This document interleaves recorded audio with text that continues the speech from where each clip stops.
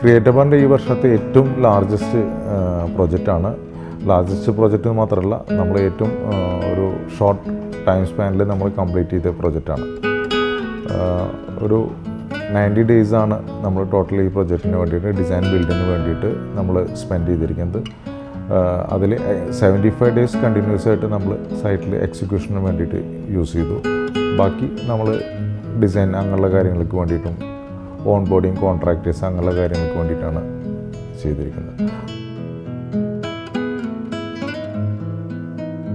നമ്മുടെ ക്ലയൻറ്റിനെ കുറിച്ച് പറയുകയാണെന്ന് വെച്ച് കഴിഞ്ഞാൽ UAE ബേസ്ഡ് ആയിട്ടുള്ള ബിസ് ഫിനാൻഷ്യൽ എന്ന് പറഞ്ഞ ഗ്രൂപ്പിൻ്റെ കേരളത്തിലെ ഹെഡ് ക്വാർട്ടേഴ്സാണ് നമ്മളിവിടെ ചെയ്തിരിക്കുന്നത്.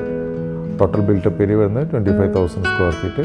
ഇത് 2 ഫ്ലോറിലായിട്ടാണ് കൊച്ചിയിൽ MG റോഡിലായിട്ടാണ് ഈ പ്രോജക്റ്റ് എക്സിക്യൂട്ട് ചെയ്തിരിക്കുന്നത്. ബിസ് ഫിനാൻഷ്യൽ വന്നപ്പോൾ നമുക്കൊരു 400+ സ്റ്റാഫുണ്ട്.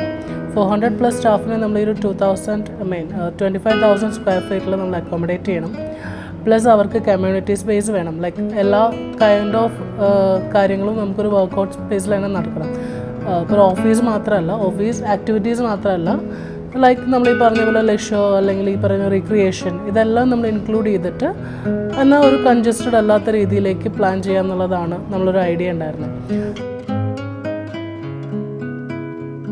2 ഫ്ലോറിലായിട്ട് നമ്മൾ കോളിംഗ് ബോർഡ്സ്, അതേപോലെ തന്നെ മൾട്ടിപ്പിൾ മീറ്റിംഗ് റൂംസ് എല്ലാം നമ്മൾ പ്രൊവൈഡ് ചെയ്യുന്നുണ്ട്. ഇവൻ കൊളാബറേറ്റീവ് സിറ്റിംഗ് ഏരിയ. അപ്പോൾ നമുക്കൊരു ഡിഫറെൻ്റ് ആയിട്ടുള്ള ഒരു വർക്ക് അറ്റ്മോസ്ഫിയർ വേണമെന്നുണ്ടെങ്കിൽ നമുക്ക് എംപ്ലോയീസ് ക്യാൻ ചൂസ് അത് എവിടെ വേണമെങ്കിൽ ഇരുന്ന് വർക്ക് ചെയ്യുക എന്നുള്ള രീതിയിലാണ് നമ്മൾ എല്ലാം പ്ലാൻ ചെയ്തത്.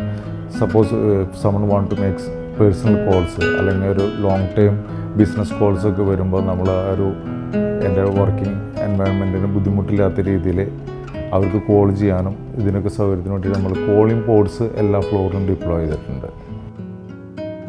ഈ ഒരു കംപ്ലീറ്റ് തീമിലും സ്പെഷ്യാലിറ്റിയിൽ നമ്മൾ കൺജോയിൻ്റ് ആയിട്ടുള്ള ട്വിൻ മീറ്റിംഗ് റൂംസ് നമ്മൾ പ്രൊവൈഡ് ചെയ്തിട്ടുണ്ട്.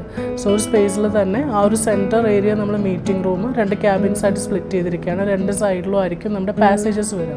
സോ അങ്ങനെ തന്നെയാണ് ഈ ഒരു എൻ്റയർ ഫ്ലോർ നമ്മൾ ഡിസൈൻ ചെയ്തിട്ടുള്ളത്. അതിനൊരു കണ്ടിന്യൂഷൻ എന്നുള്ള രീതിയിലാണ് ബാക്കിലേക്ക് വർക്ക് സ്പേസും കാര്യങ്ങളൊക്കെ അറേഞ്ച് ചെയ്ത് വരാം.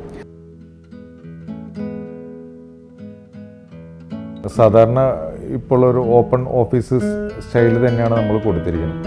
ബട്ട് നമുക്ക് ഇവിടെ ഒരു ഹൈറ്റിൻ്റെ കൺസ്ട്രെയിൻ ഉള്ള കാരണം നമ്മൾ AC ഗ്യാസ് ലൈൻസും കാര്യങ്ങളൊക്കെ കൊടുത്തിരിക്കുന്നത് മെയിൻ പാസേജിൽ കൂടെയാണ്. ആ ഗ്യാസ് ലൈൻസ് കവർ ചെയ്യാൻ വേണ്ടിയിട്ട് നമ്മൾ ആ ഒരു പോർഷൻ മാത്രം വാക്ക് വേ ഡിഫറൻഷ്യേറ്റ് ചെയ്യാൻ വേണ്ടിയിട്ട് അവിടെ ജിപ്സം സീലിംഗ് കൊടുത്ത് ബാക്കി എൻ്റെ വർക്ക് സ്പേസ് നമ്മൾ ഓപ്പൺ സീലിംഗ് കോൺസെപ്റ്റിലാണ്. അവിടെ കുറേ കൂടി എർത്തി ടോൺസാണ് നമ്മൾ അപ്ലൈ ചെയ്തിരിക്കുന്നത്.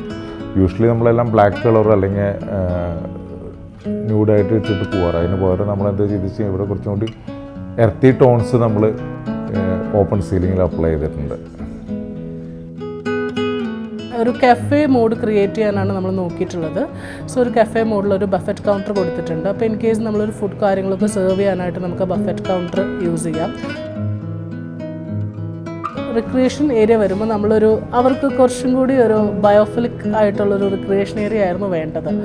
സോ നമ്മളൊരു കുറച്ചുകൂടി എളുപ്പമായിട്ട് എന്നാൽ ബഡ്ജറ്റ് ഫ്രണ്ട്ലി ആയിട്ട് ചെയ്യാൻ പറ്റുന്നൊരു കാര്യം ടർഫ് ഗ്രാസ് ആഡ് ചെയ്യുക എന്നുള്ളതാണ്.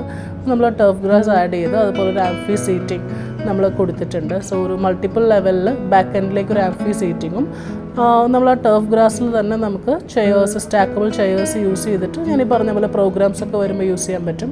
അല്ലാത്ത സമയം അതൊരു ചെറിയൊരു ജിം ഏരിയ ഉണ്ട്, അല്ലാതെ തന്നെ റിക്രിയേഷൻ ഏരിയാസ് ഉണ്ട്. പിന്നെ മൾട്ടിപ്പിൾ കാര്യങ്ങൾക്കൊക്കെ ആയിട്ട് യൂസ് ചെയ്യാൻ പറ്റുന്ന രീതിയിലാണ് റിക്രിയേഷൻ ഏരിയ ചെയ്തിട്ടുള്ളത്.